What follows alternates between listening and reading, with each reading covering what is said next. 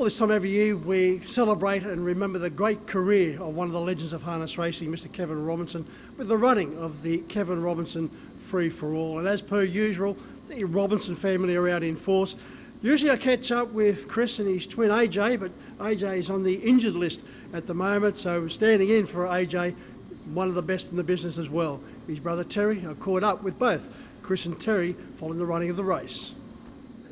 Gentlemen, it's great to catch up with you once again. As always, Chris, but Terry, very special occasion. Good to catch up with you. Usually you're occupied at Royal Randwick on today with the running of one of the big races. Yeah, it's nice to be here, Nick. I really appreciate coming here and celebrating what Dad has achieved here. And it's great for the New South Wales Harness Club to recognise him, and yeah, I think it's special. Terry, what's the first thing that goes through your mind when you see those famous silks that you've worn on many occasions, on many a good horse and won many a good race, and your dad's photo and the story of KJ Robinson? I just think it's for our family, growing up with Dad and just being involved in the horses, especially the early days of harness racing. They were amazing. It was, as you say, it was one of the best eras in harness racing, and the crowds, the horses, the atmosphere. You just could not help but get involved. And wonderful days, and it's something I'll always cherish. And I'm so glad that my father, or our dad, Kev, is the career he has forged through harness racing and into thoroughbred racing. I think it's amazing. I think there's no doubt, Terry, that was the golden period of harness racing. When we go back looking at Kevin, J.E. Binskin's next to him. We've got Vic Frost, Brian Hancock. The names just go on and on in this very special honour roll of the true greats. I couldn't agree more, Mick. As you say, it was a fabulous time, a great era to be part of, and I'm so pleased. Dad gave us the opportunity to be part of it as well. We're going to do some reminiscing in a minute, Terry, but Chris, always good to see you, and your twin is up there to Moon Moot. Yeah, poor old AJ, he's got to learn to look after himself a bit better, but he'll be right. He'll be back to normal in a couple of months. Robinson family, as per usual, having a good night? Always, mate, yeah. Always special memories coming back here, just getting on the track and getting a feel for it and reminisce about the good old days and the success we had. They were the good old days, weren't they? Unbelievable, yeah. It's so exciting. Just honoured to be with Dad and the fam, just to work with it, brothers and sisters, and be involved in the horses and the opportunities Dad gave us, and just having Tez. We just had so much fun. You've spoken glowing terms of your dad in previous interviews, and rightly so. What about this fellow next to you? Well, they don't come any better than Dad, but Terry's right up there with him. He's just my idol besides Dad. Growing up, he was just the one that you always wanted to follow around and learn off, and just his ability with whatever he did, whether it was playing golf, footy, just the way he drove horses, he's just up there with the best. I don't know whether you've shared this with Terry, but you told me earlier in the night something very special your dad said to you. Would you like to repeat it?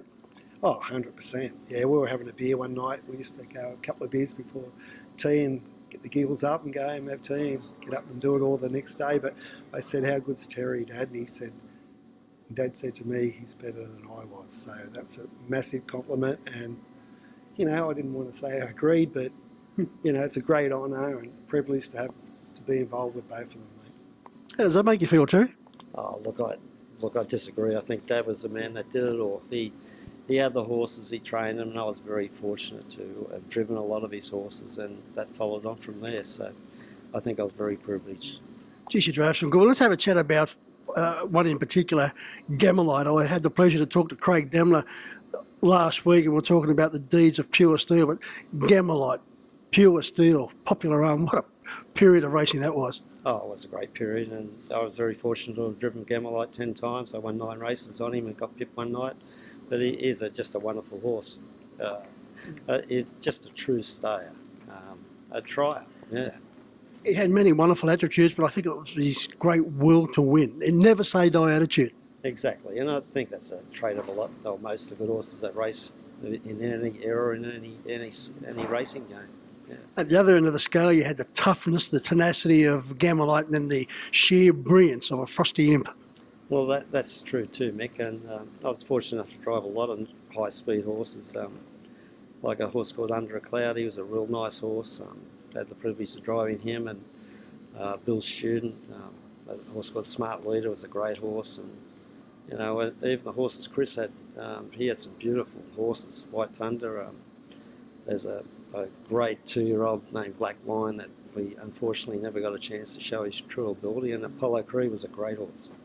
He was one of my favourites going around the time, Apollo Creed. And Chris, you were a very talented arrangeman in your own right, but you also had that happy knack of getting the horses ready at the right time.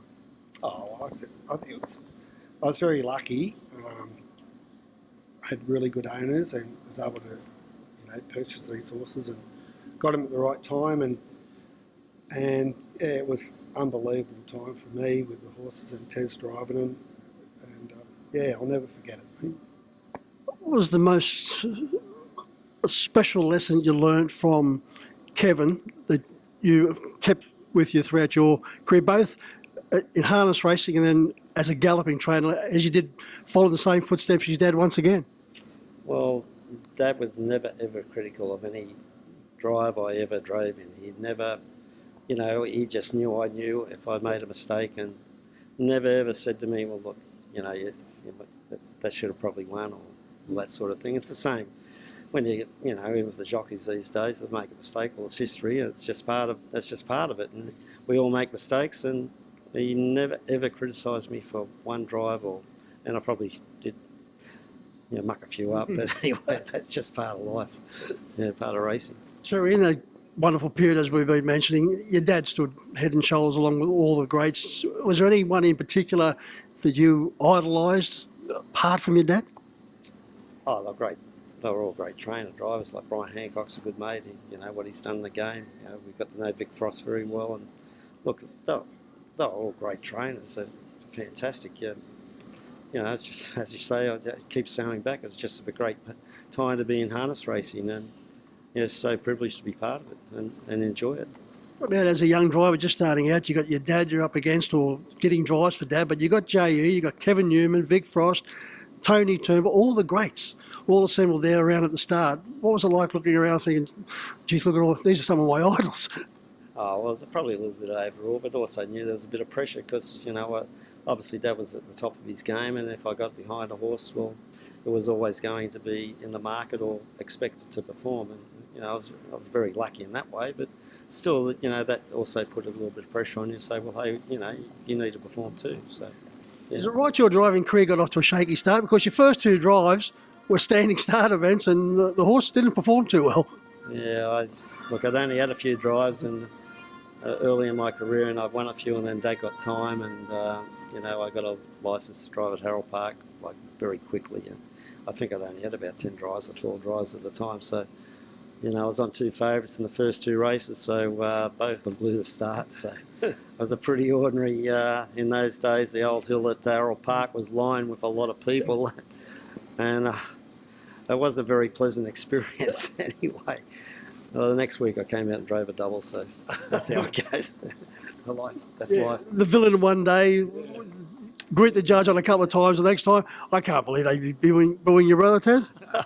Oh, well, the good old days, mate. If you didn't perform, you just got bagged. Virtually, they were massive punters back in those days, and if you're a favourite and got beat, well, you paid the price.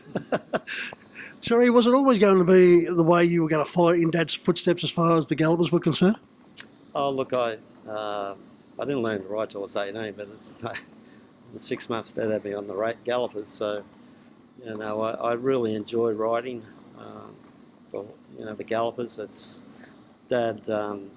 He found that the late nights and that were pretty tough. So he's always been he wanted to be a jockey at one stage, but he was too big. So I think it was always part of where he would eventually evolve to, because obviously the money's bigger. And I had as my brothers rode as well. So he was lucky he had staff, and we were all able to jump on And we really, I must say, we love the Gallopers. They've been a great part of our life as well. So the thoroughbred, we're very fortunate. If you can be in both games, harness racing, harness horses, and also the thoroughbred. So it's been a great life in some ways. Terry, after experiencing so much success in harness racing and having such a wonderful association through your dad in harness racing, was it hard for you to walk away and go into the gallops? Not really. Look, I just found that with the Gallopers, when I was working for my dad, like we start at 5 every morning. So, if you were out the trots, I was doing harness, driving trotters late at night and getting home, and I'd be still out on a Friday night. I'd get home at 2 in the morning, I'd be up at 5, and then I'd be going the races all day.